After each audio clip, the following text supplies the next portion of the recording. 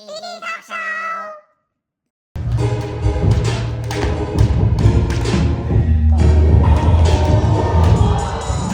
式跳繩，花式跳繩咯，花式跳繩咁，花式跳繩，交互繩，花式跳繩。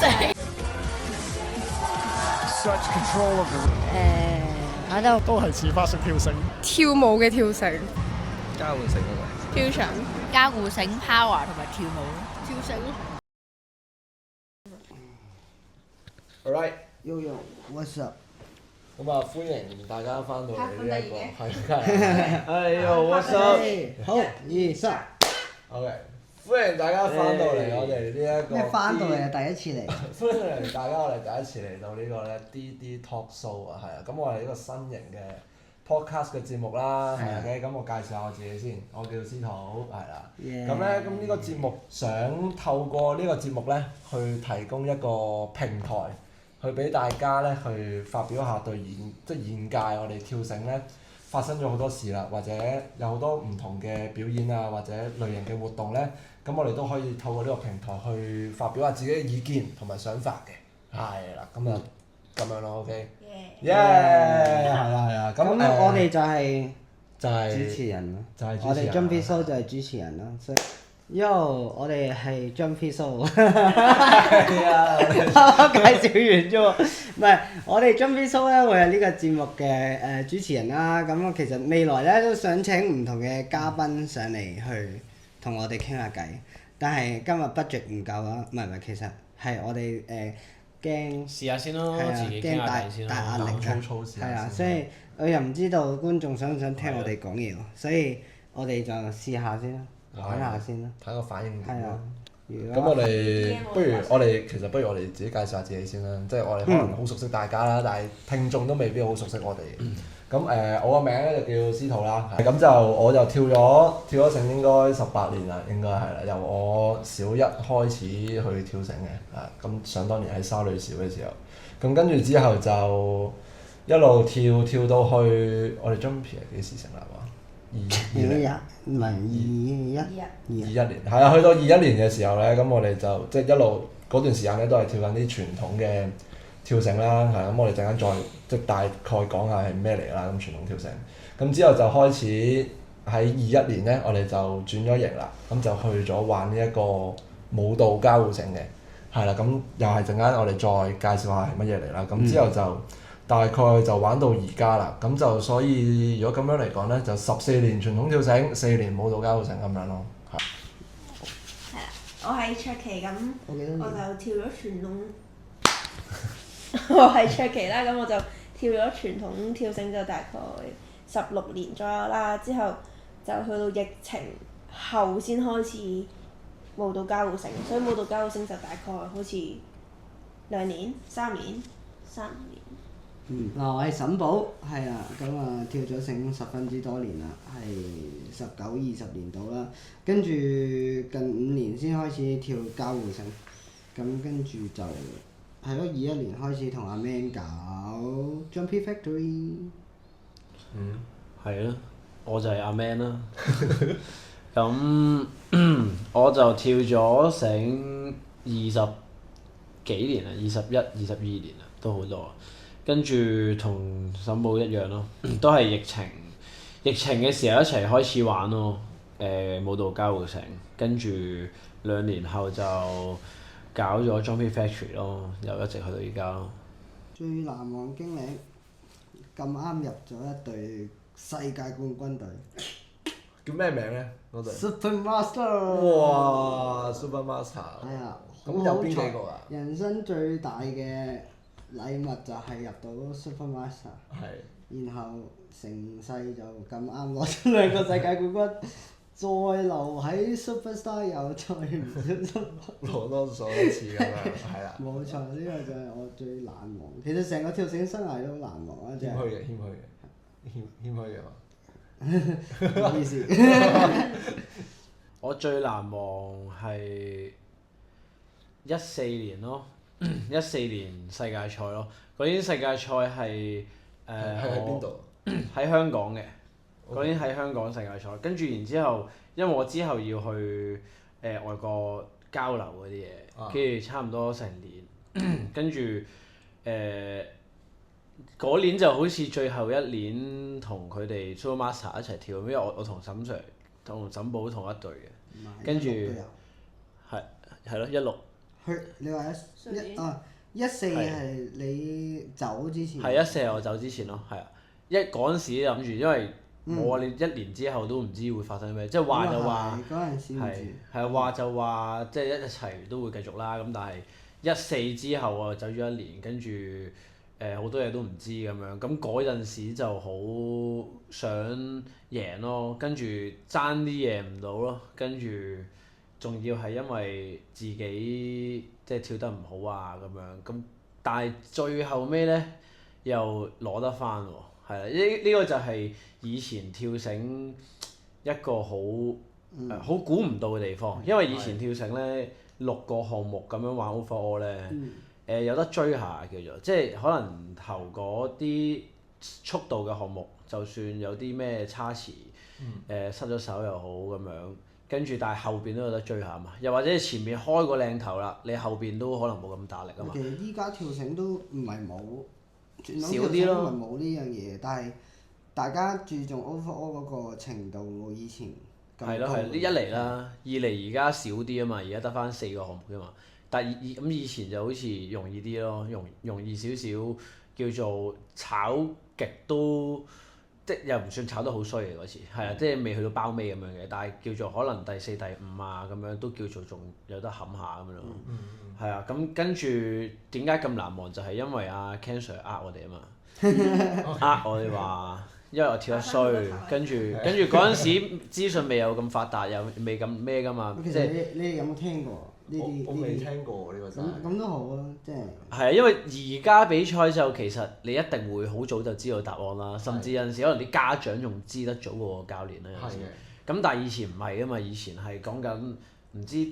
佢公佈完之後，公佈之前你要俾咁多個國家嘅教練睇一次嗰啲成績 O 唔 OK 先公佈㗎嘛。咁嗰陣時 suppose 就佢先知，跟住然之後去到頒獎嗰下，我哋先知㗎嘛。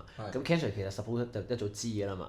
咁佢就話就總之冇啦，爭啲因為 DD3 即係咯嗰個項目炒咗，跟住點知佢話冇冠軍啫，咁我就都諗住有第2、第3啦，咁但係你宣佈嗰個冠亞季軍嘅時候，你係第3、第2、第1咁噶嘛？咁第3唔係我哋啦，咁我諗即係我哋都有第2啦，跟住第2都唔係我哋喎，跟住我心諗又唔係第1名，又唔係啩？第4，跟住然之後真係已經咩嘅？跟住點解第1名係我哋喎？跟住嗰下係好難忘咯，係啊。即係你炒咗都第1喎，呢啲表達。嗰個項目冇第1。我哋都係低調嘅。嗰個項目咁啱，所以就係。我哋啱啱發表嗰2樣嘢都係謙虛嘅。係啊。所以就係要夠平均咯，啲嘢係啊。我嘅跳繩生涯就冇佢哋咁閃閃光輝。唔係，你依家 DD 生涯閃閃光輝嘛？係美少女喎而家。唔係傳統跳繩咩講？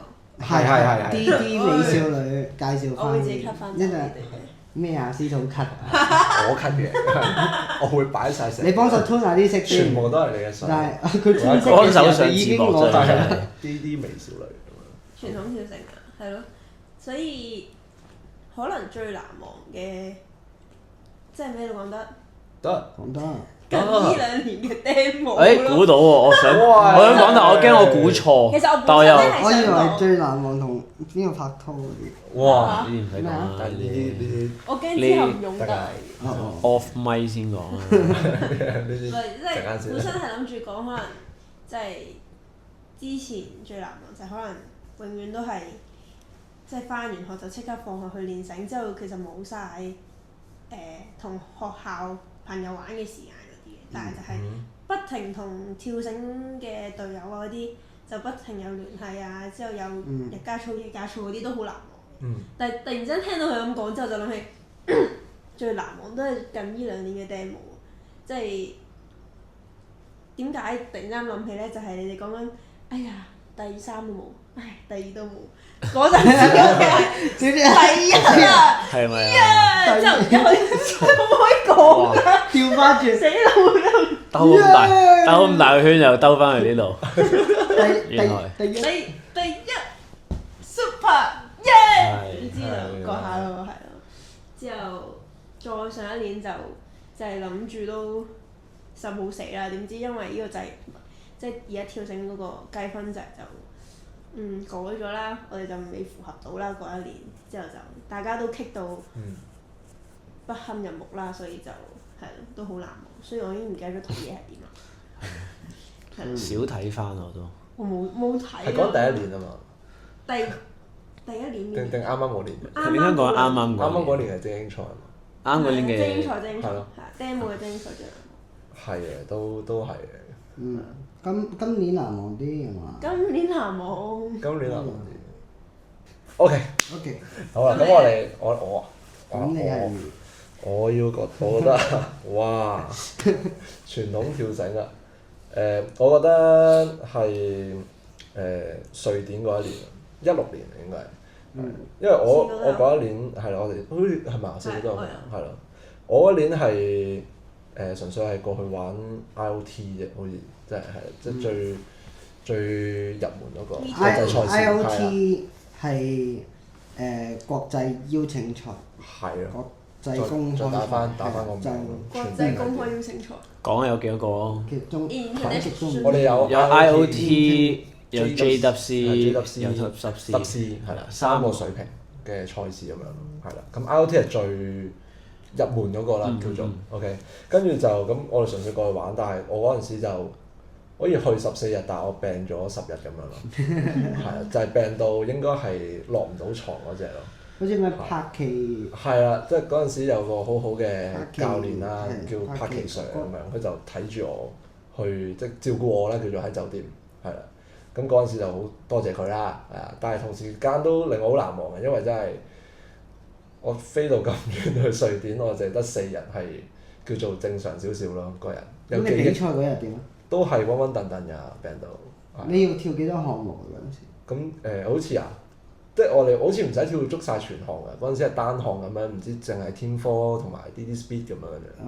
係啊，跟住之後咁樣就係跳咗呢兩樣咯，跟住之後就全程都瞓喺張床。仲要 IOT 係咧頭幾日比完賽冇嘢做㗎。係啊。咁你邊日好翻？最尾好翻？最尾嗰幾日咯，去玩嗰幾日。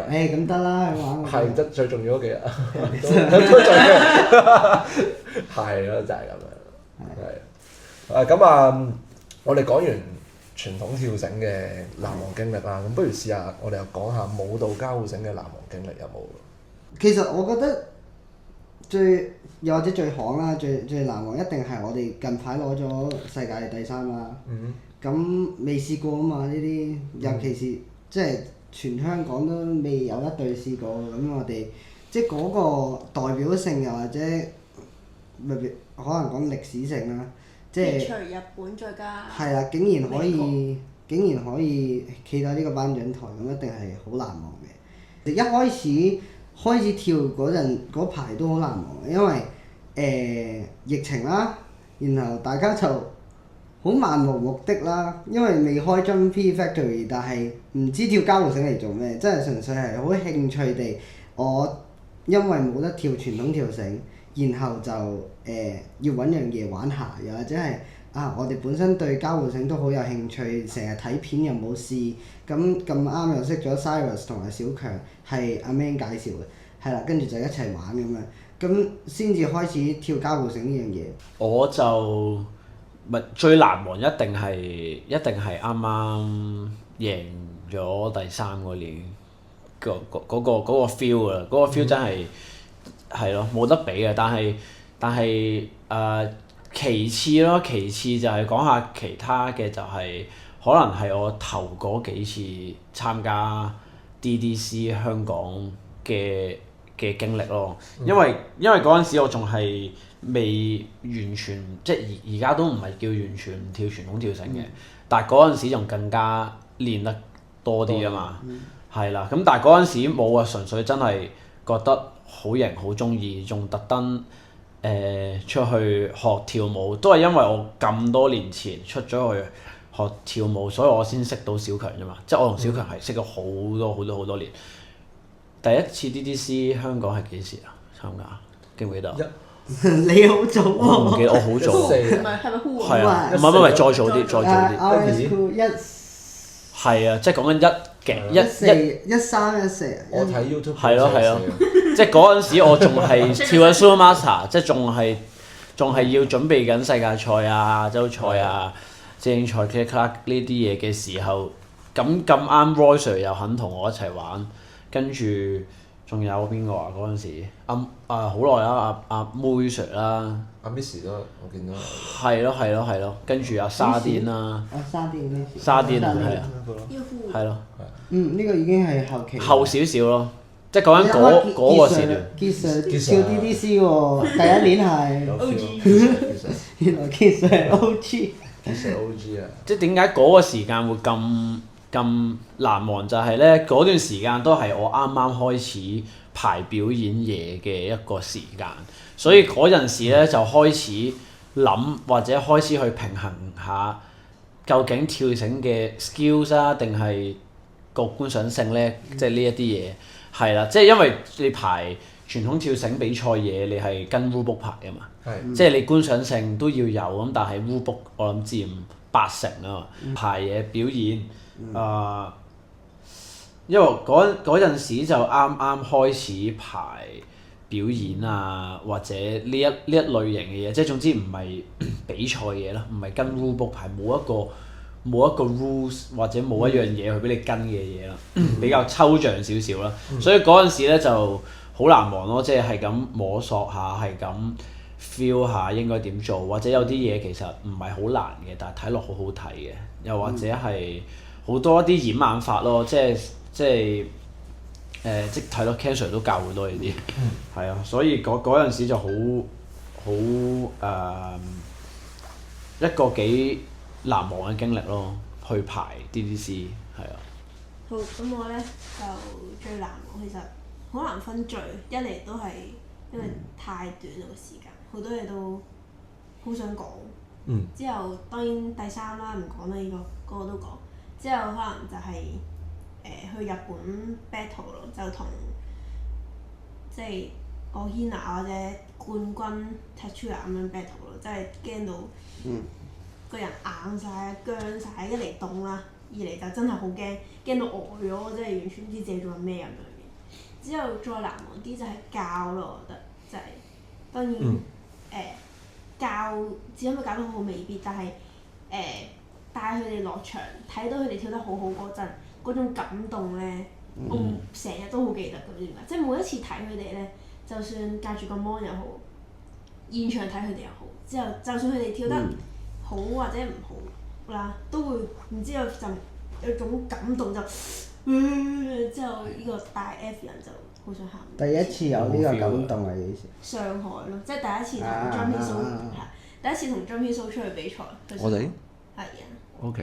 跟住 FIFA 唔係 FIFA。Jumping Kiss 勁細個。但係甚至我仲冇教佢哋，即係可能純粹可能對過佢哋幾次咁樣。上海你已經有呢個感覺啦。係啊。OK。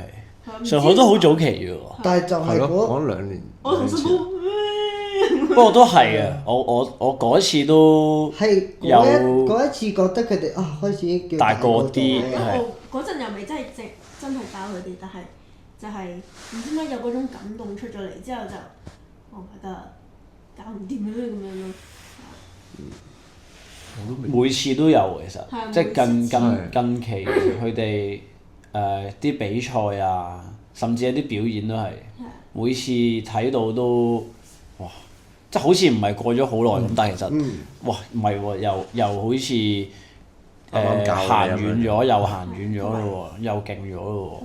對於我自己嚟講，做教練呢個身份其實係啲俾我嘅第一次，係咪咁講？即係我傳統花式，即係傳統跳繩有做過教練，但係冇試過真係自己帶一班學生咯，叫做，即係擁有自己一班學生，但係交勝到第一次之後就會。冇係冇事。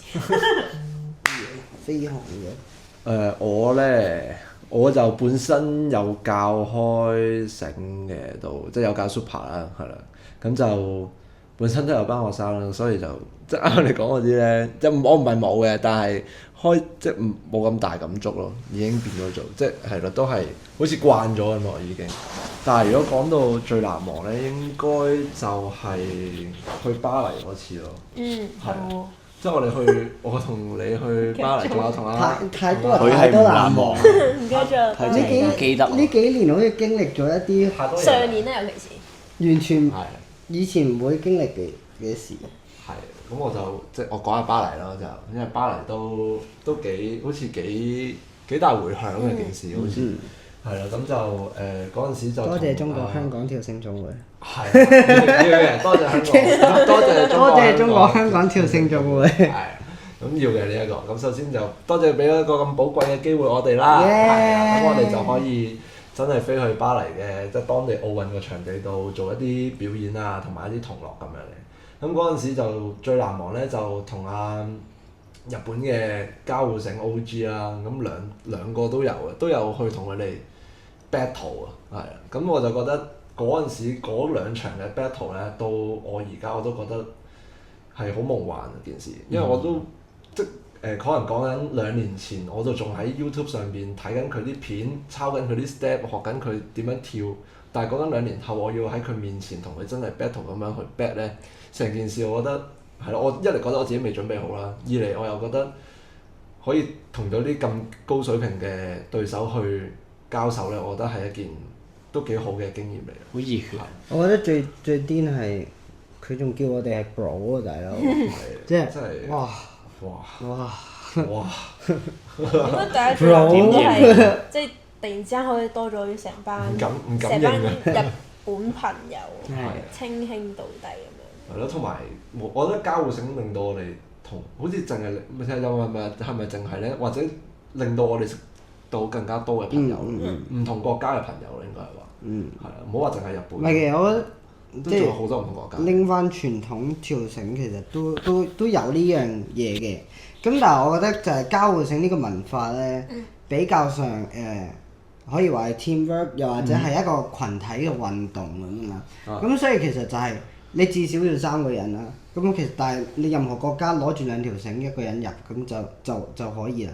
咁但係對比翻以前傳統跳繩，其實都比較上多個人項目啦。我個人花些個人嘅 speed， 就算係啲嘅 speed， 其實好多時都係你要你本身嗰幾個隊友一齊去練啲 speed。而係啊，我哋而家跳緊舞蹈交互繩就有啲唔同，就係你就算係佢哋揈嘅，你跳嘅都係就咁跟住歌跳嘅，就唔會話我要同你有好大嘅默契，我先可以同你一齊玩㗎嘛。咁係啊，呢個就係覺得個分別就係我哋真係可以透過呢2條繩而認識到好多唔同嘅國家嘅朋友。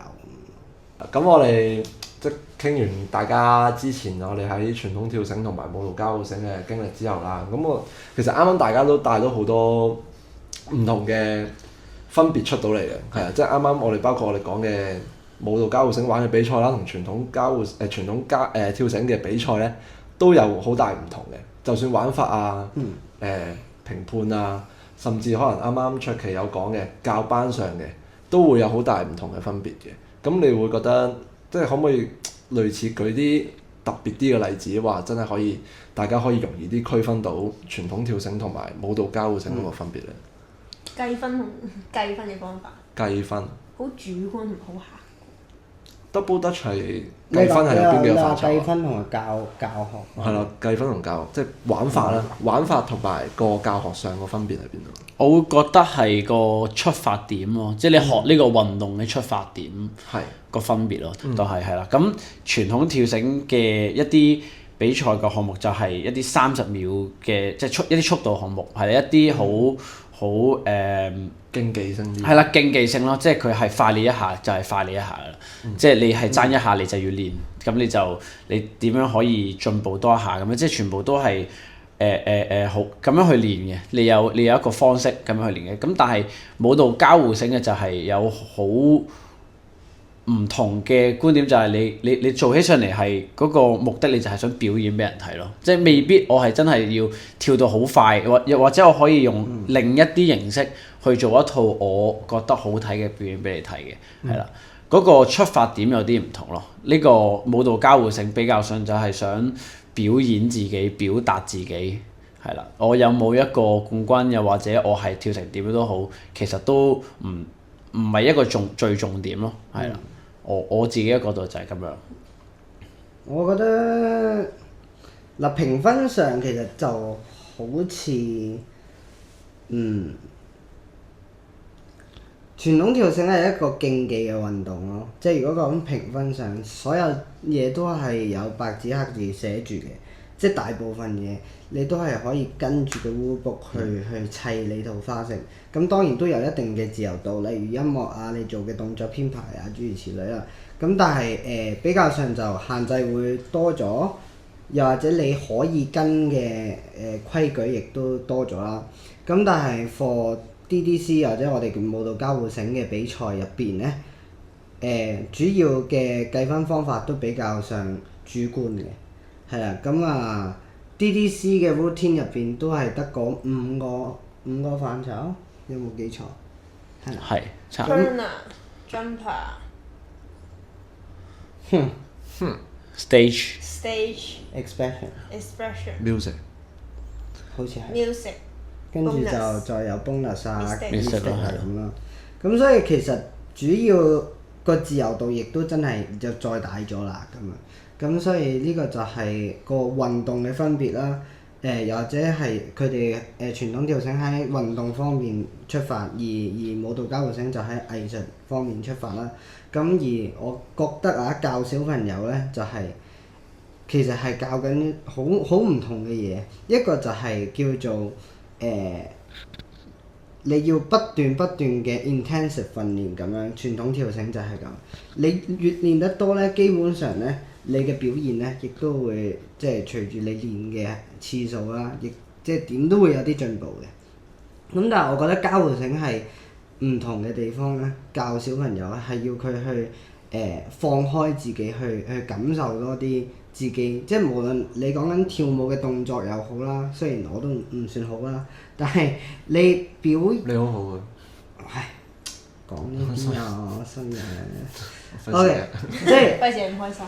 OK，係啦，即係唔係淨係話跳舞靚唔靚啦？咁當然跳舞靚唔靚都係一點啦。咁但係你敢唔敢去俾人睇你自己成個內心係點？又或者係我做個動作我夠大，定係我好細？但係其實好細，你係咪怕醜咁樣做，都好影響你成個表演嘅感覺。咁所以我覺得舞蹈交互繩就主要係要佢哋學識點樣去放開自己哋，俾你嘅動作，俾你真正你想 present 嘅嘢去人哋睇，而唔係斯縮咁樣。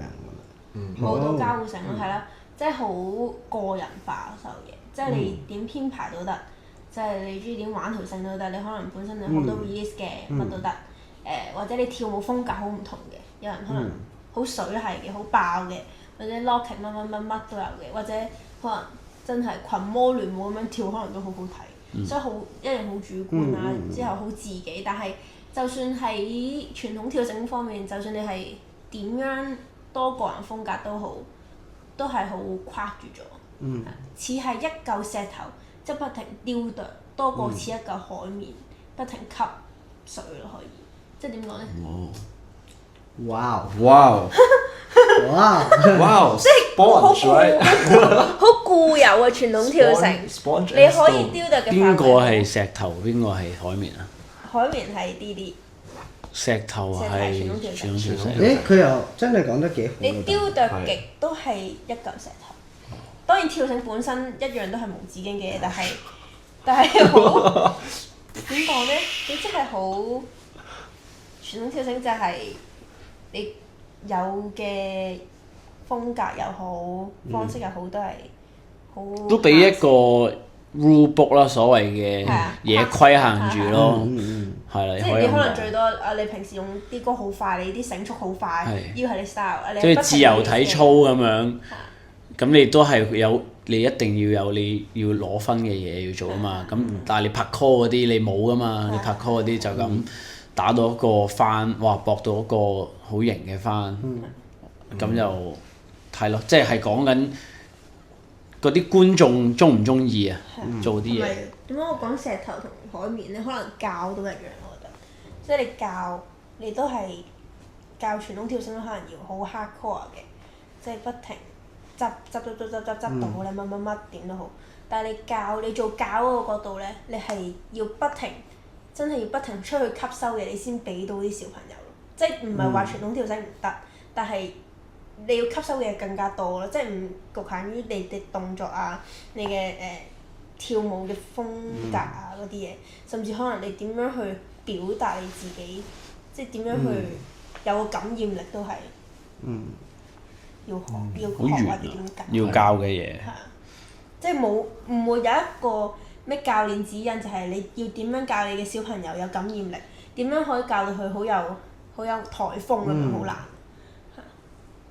我覺得比較上就係舞蹈交互繩係用自身嘅感染力去感染翻小朋友，係啊，即係佢會望住我哋去，即係 as 佢嘅榜樣。所以我成日教班喺度大叫。即係係咯，你自己要有一定嘅 passion 喺入邊，先至會影響到你嘅即係學生。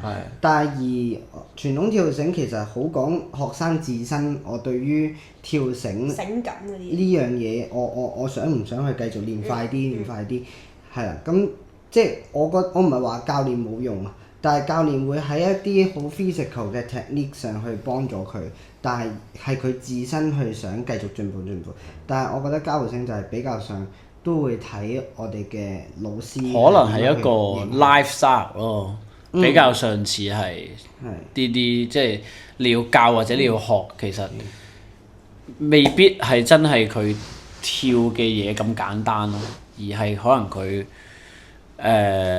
係咯點諗嘢啊，又或者佢甚至衣着打扮，所有呢一啲嘢都可能係其中一部分。因為日本佢哋嗰邊都係即係全部都好有自己嘅個人風格喺度，係啊，即係佢今次着咩去 battle， 又或者佢平時着咩去拍片，又會着啲咩去點樣做，點樣即係點解要花咁多心機喺自己度，即係就係想即係 show 到俾人睇，喂，我覺得咁樣係 fit 到我自己，我覺得咁樣係型，咁樣係好睇，咁我咪做俾你睇咯。唔知係咪香港都少啲內斂？係啊，內斂多少少嘅小朋友都係，其實係啊，都少啲可能會咁樣show off 去俾人睇，我自己係呢個 style 嘅，我自己覺得自己係型嘅咁樣。就點樣講？嗰陣 Tatsuya 過嚟拍片，一日拍幾多條？10幾條咯。之後但佢可以準備3-4套衫，但係如果係我哋去到日本拍片咧，都係嗰一套衫就天價咯。對於佢哋唔係淨係對於好執着啊！佢哋係啊，佢哋唔係淨係對於呢樣嘢執着，佢對於所有感官上、畫面上，我俾人嘅感覺都好注重咯。所以所有嘢我俾你見到，我就係要靚啦，我就係要型啦。運動員同一個唔可以話 dancer。係 artist 咯，係啊嘅分別咯，即係運動員好固有嘅形象，短衫短褲，拎條繩出嚟跳多重咁樣。但唔係傳統跳繩可唔可以都有 artist 啊？我啱啱就係諗緊。但係你傳統跳繩一定係，不過喺衣着上，你點都係着嗰套港隊衫出嚟。但係而家多咗係唔同嘅，即係可能拍紅啊嗰啲，都會即係盡量可能。唔係，嗱咁樣講啦，嗰款叫唔叫傳統跳繩？係咯。嗱，因為你拍片 KOL 又或者係有啲依家好似 Tora 咁嘅，我專係研究緊腳步嘅，型嘅，係 for 表演嘅拍片嘅，佢唔係 for 去比賽嘅。咁算唔算我哋講緊嘅傳統？係啊，我哋講緊嘅傳統跳繩係圍繞緊喺本身 IGLU 入邊嘅項目入邊啦，係啊。同埋我覺得咧，因為傳統跳繩嗰邊咧，好似已經係即係乜都已經有晒一個 training program 直接塞俾你咯，係、即係你入到嚟你要練嘅一定會練你單車步先啦，我單車步跟住練完單車步就練二重咯。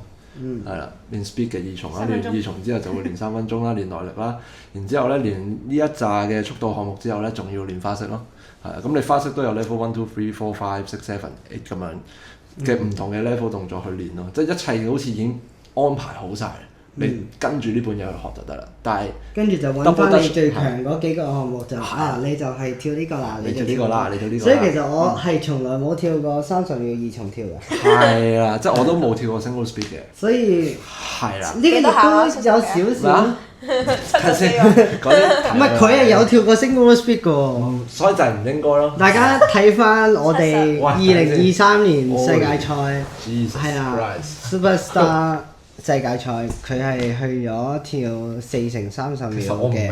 我唔明點解係我入場。唔係你係有料㗎。唔係因為除咗我之外冇啦嘛，係嘛？係。唔係有。OK，翻去。OK，越睇越睇。OK。就係跟住我就覺得，因為 double dutch 咧就冇呢樣嘢去限制住你，即係你中意學呢個 style 就得，學呢個 style 又得，學呢個 style 又得。咁到最後 end up 咧，傳統跳繩嗰邊出嚟咧，可能10個學生有9個都係一樣嘅，但係呢啲出嚟10個學生10個都係唔一樣。即係大家可以分享下。你點樣睇而家跳繩發展呢條路？你有啲咩意見？有啲咩睇法？有啲咩？哇！你講到我哋好似好有權威喎。咁樣啊？講下啫，係咩都講得㗎。都係小事嚟嘅。本台立場，純粹本台立場。Small potato。係啊，即係分享下咯，俾人知道我哋點樣諗都好。我其實就唔太中意嘅。即係問心嗰句，真心嗰句。可能我係唔太中意依家行緊，即係嗱，我唔中意話我唔中意，但係咪但係佢咁樣行係我唔中意話唔中意啫，唔代表佢唔 work， 又或者唔代表唔係咁行，可能佢係應該要咁行，咁行係啱嘅，我唔中意啫，係咁點解咧？咁可能都係因為我即係。好耐之前已經開始跳啦，差唔多20年前。咁嗰陣時我自己即係喺嗰個年代跳嘅就知嘅，即係你要有一個冠軍，又或者你要講得自己係好勁，又或者點樣犀利，你其實就係攞一個 overall 嘅冠軍，你就代表晒一齊啊嘛，即係你已經講完㗎啦嘛。因為你 overall 講緊係你每一個項目嘅成績加埋最勁，你先攞到嗰個冠軍，即係嗰陣時咁諗嘅。咁但係依家慢慢啱到我講啦，趨向呢個再精英化啲單項啦。其實由之前可能由6個項目變為4個項目，再即係唔知佢總之佢變咗好多次啦。其實我都慢慢開始覺得好似越嚟越唔係我以前跳開嗰一隻咯，越嚟越又唔係話容易嘅，即係好似冇當初咁刺激咯，係啊，即係你都可以咁講嘅，係啦。咁但係都可能係因為我以前因為一直以嚟都係咁樣跳，所以我就咁好狹窄地覺得咁樣先係叫勁。但係不過之後即係都有同阿 Ken Sir 傾啊，有同好多人傾偈都話即係你一個運動。你要去入奧運又好，又或者你要真係稱得上為一個運動，你其實你目的就係要鬥快，係啊，鬥強、鬥高，或者即係鬥呢一啲嘢先啱噶嘛。咁而你呢個 overall 嚟講，6項全能你都可以係一個項目嚟嘅。咁但係其實係咪代表6項全能嗰個30秒個速度就咁我淨係練30秒嘅速度咁強咧？咁但係又唔係喎。所以可能對於整體嘅跳繩，你要培訓一啲，又或者你想呢個跳繩嘅更快、更高、更強嘅呢一個目標進發咧，呢一方面係應該要咁做嘅。但係我就慢慢開始就唔太中意呢個模式，所以都可能係因為咁，所以我就慢慢轉咗好多重心喺呢個舞蹈交互繩嗰方面咯。第一老啦，可能即係你已經追求唔到更快、更高、更強、咁 sporty 嘅嘢啦，係啦，咁就追求其他嘢咯，咁樣咯，係啊。呢個就我對而家跳繩嘅睇法咯，叫做。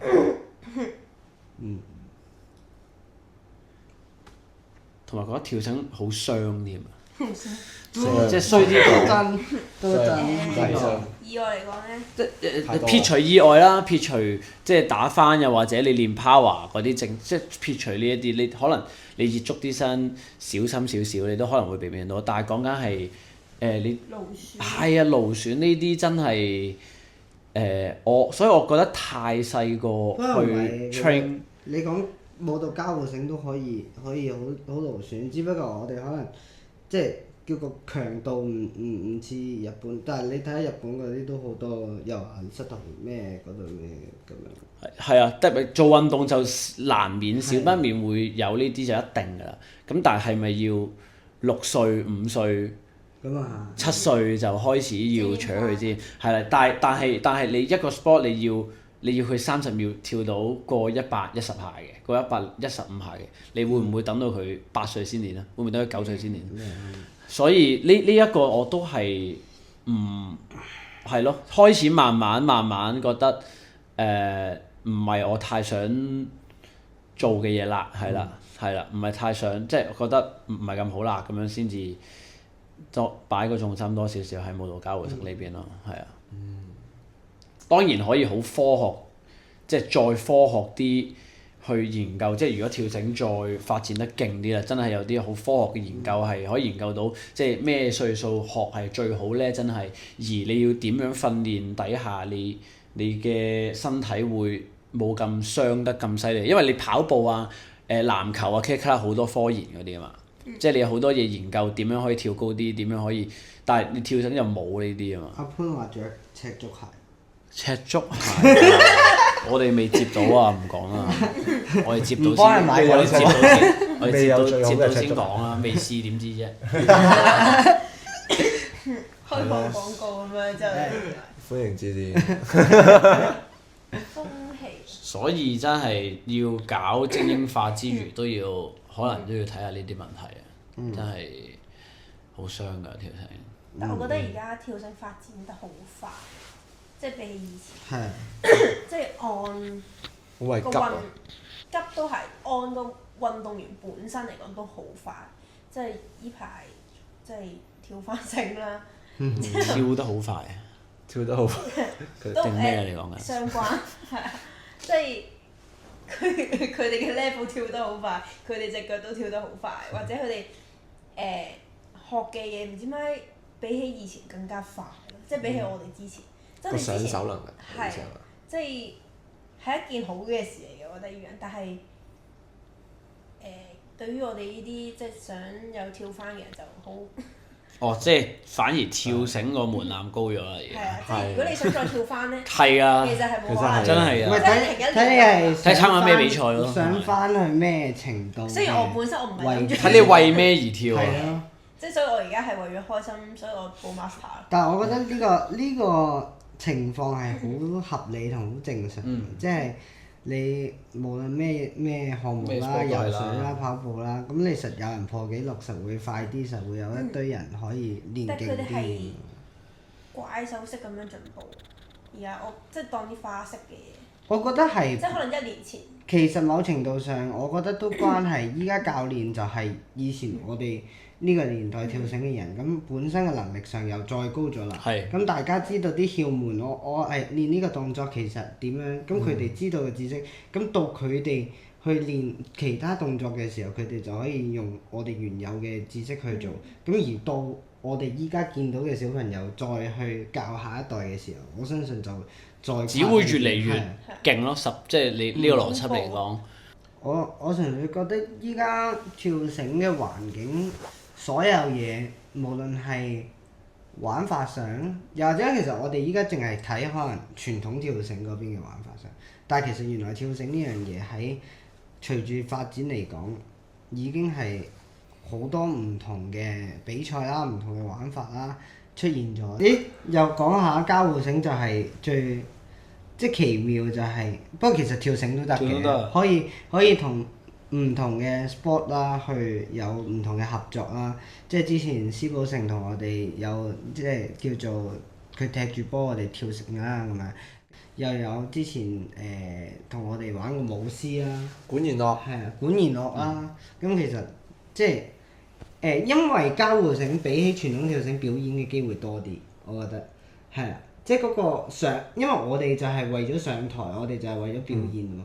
咁所以我哋同唔同嘅機構合作咧嘅機會多啲，所以我哋即係因為呢幾年就會接觸多咗去同唔同嘅人去 jam 一啲唔同嘅表演，亦都係我覺得比較上享受跳繩又或者交互繩嘅位咯，係啊，就唔係淨係為咗我一定比賽，而最好就係我哋透過咁多次表演嘅機會咧，就令到我哋去比賽嘅時候嘅表演咧會好咗。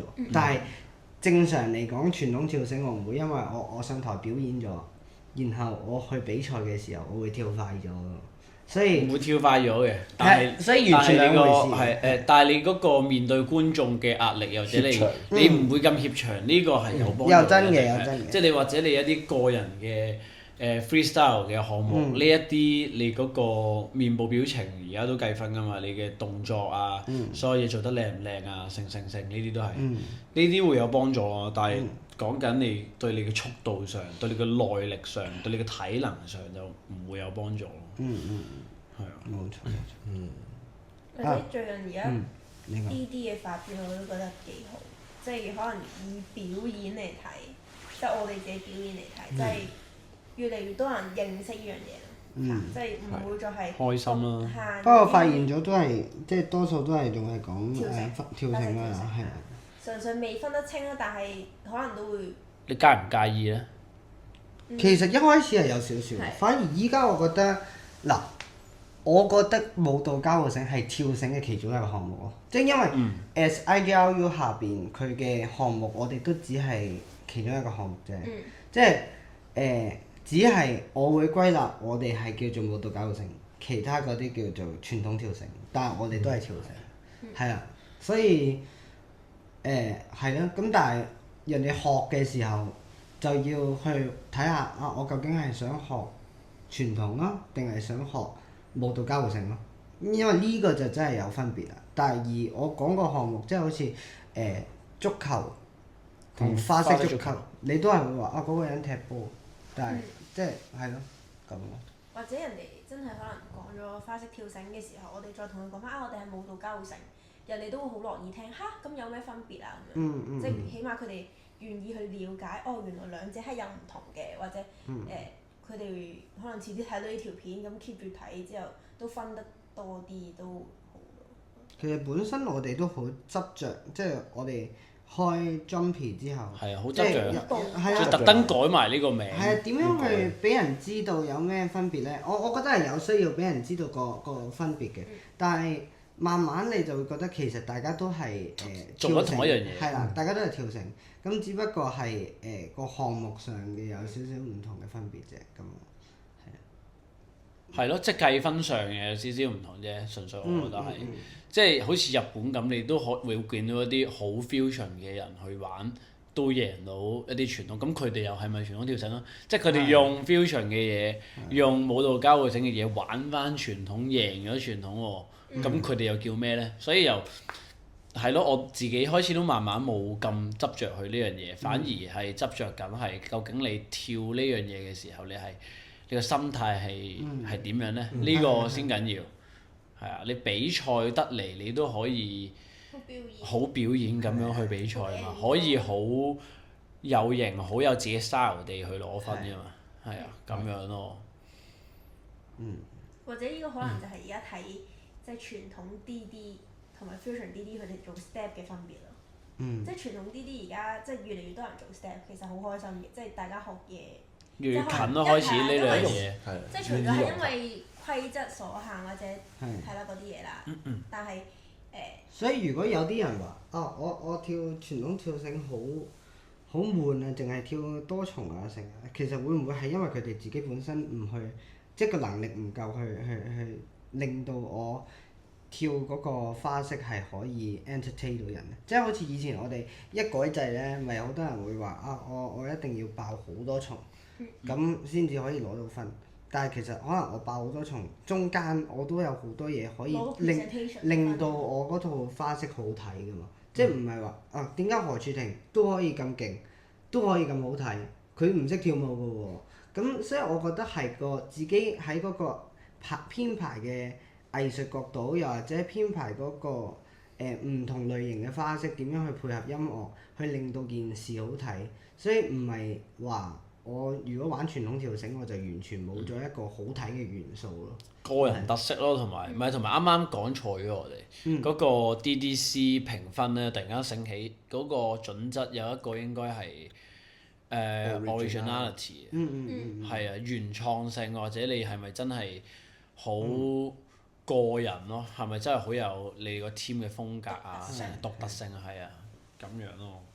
我有樣嘢頭先喺個腦度彈咗出嚟，但係傳統跳繩運動員對於即係呢啲舞蹈交互繩或者比較 fusion 嘅就越嚟越 open 咯，即係唔會再害怕去學一啲 step 啊，或者覺得啊自己好騎啊嘛做呢啲，反而可能因為規則所限被逼需要學啦，但係起碼大家都行前咗一步先。但係其實我想講呢個風氣咧，我哋覺得依家好似啊好咗啊，有啲小朋友跟我哋學啊，諸如此類多咗人啊成，但係我哋兩個之前一開始去參加ELITE搞嘅 DDC 嗰個時期，我覺得係比較喺 DD 嘅文化，唔知點解好多人跳 DD 喎。仲盛行嗰陣時。係有帶子啊，跟住周 Sir 啊，肥多人啊咁樣啦。BF crew。係啊，有好多唔同嘅 crew 啦，跟住我哋就玩 DD 啊咁。DCOC。咁其實嗰陣時我覺得幾奇妙㗎，即係